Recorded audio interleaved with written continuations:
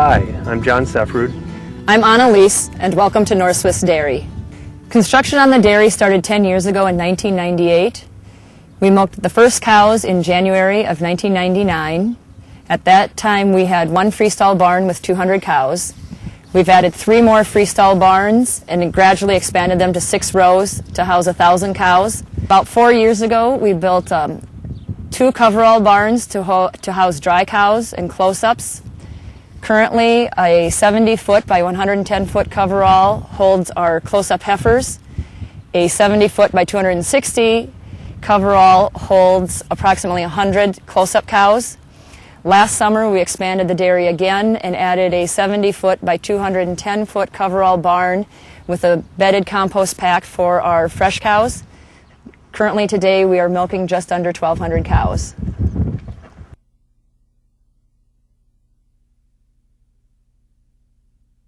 We're standing in our latest barn that we just built, coverall 70 by 210. We built it for our fresh cows as a better spot for cow comfort for the transition cows. We already have, this will be our 3rd barn. They're all very similar as far as how they're made up. The sidewalls are 14 foot, which allows a nice breeze through. We've got a straw, which is a little unique for this. We have a straw bedded pack instead of sawdust, which would be typical for a compost, but we're using finely chopped straw. And we rototill it, this pack we rototill twice a day, and we use a tractor-sized rototiller. It's on a 100 horsepower tractor, and we feel it's important to use a rototiller. The pack, what will happen at the pack is during the winter it'll build to, that's a 4-foot concrete wall all the way around, and it will build up to that 4 feet, and then as the summer heat hits, it'll start to shrink, and we're already seeing it. It was up at the 4-foot level, and now it's down about a foot or so. I think the coverall itself, because of the high arch, tends to have just a little more air in it than what our freestall barns have. Some of the other nice features, I guess, that I really like is the fact that I can light this whole barn with 5 lights instead of on my normal freestall barns I have 10. And even with 10 lights, that isn't enough. But in here, the 5 lights just light it up really nice. And then even during the day, you've got a lot of light. And I think the cows like that too. The other main reason for going with this style of coverall barn was when you're rototilling, you got to be up next to the wall.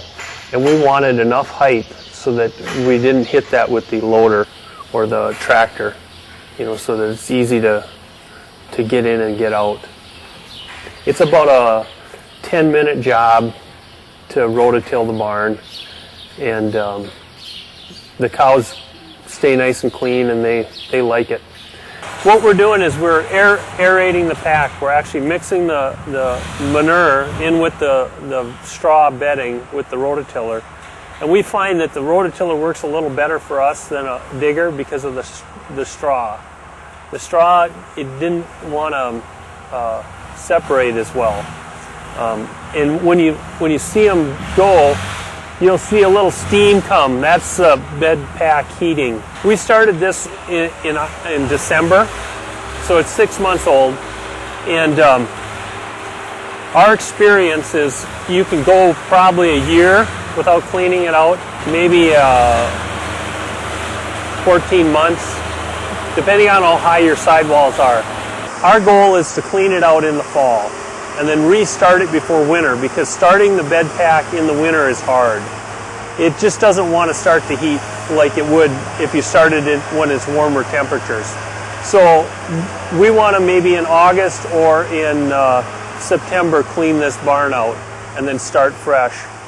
But what we'll do is when we get it all cleaned out, we'll put a layer of maybe a foot to 2 foot of straw over the whole thing, and then just let the cows start to go on it, and then rototill it in. And it takes about a week to 2 weeks for it to start to heat, and then after about a month it's going pretty good.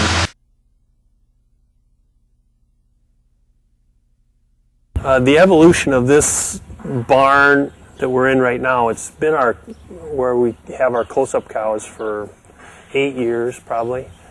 I went and looked at different barns in the area, and most of the wood ones carried a truss to get this far, carried a truss across, and the ones I looked at like that had loader dings on it, and I didn't want that. I wanted it clear span. So then we got a hold of our CoverAll dealer and got him to bid us, and it came in at that time just a little cheaper than a wood structure, and about the same money as a steel structure.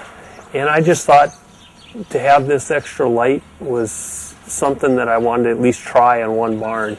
So that's how we ended up with it, is because we needed something to span the whole deal.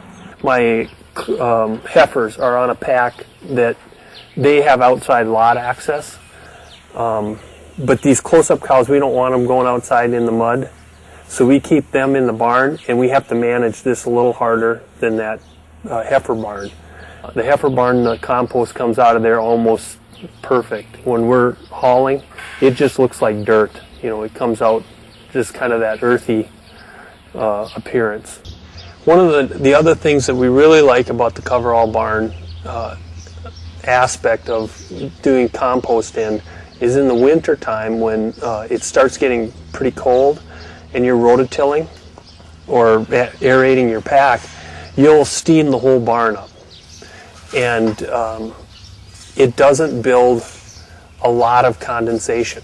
And if it does build a little bit up on the metal, when it melts, it doesn't rain on you. It runs down the inside of the plastic. It's not raining on the pack like it would be on a peak barn. It's not that you can't do this in a peak barn, but it is an advantage to the CoverAll. We haven't done a lot of maintenance to this barn at all, and the tarp is still pretty tight. So other than that, we really haven't had to do any maintenance on this barn. I think the steel tends to stay a little nicer. If you look at my headlocks in this barn, they're not quite as rusty as in my freestall barn, and there is quite a bit of air volume compared to the freestall.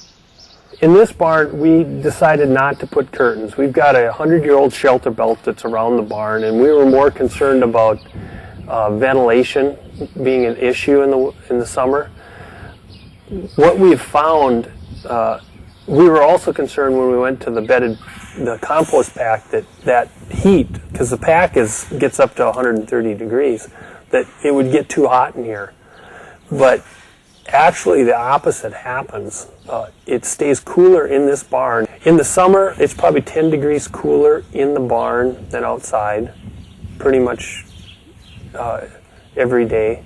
And then in the winter, we haven't had very much freeze-up problems. The barn itself goes up fast. It's nice not to have to have any posts in the way. I think for the application that we're using in it, it's one of the best choices. We like this size too, although the bigger barns, I think, have their place too. The 70-foot barn, as far as price per square foot, has worked out really well.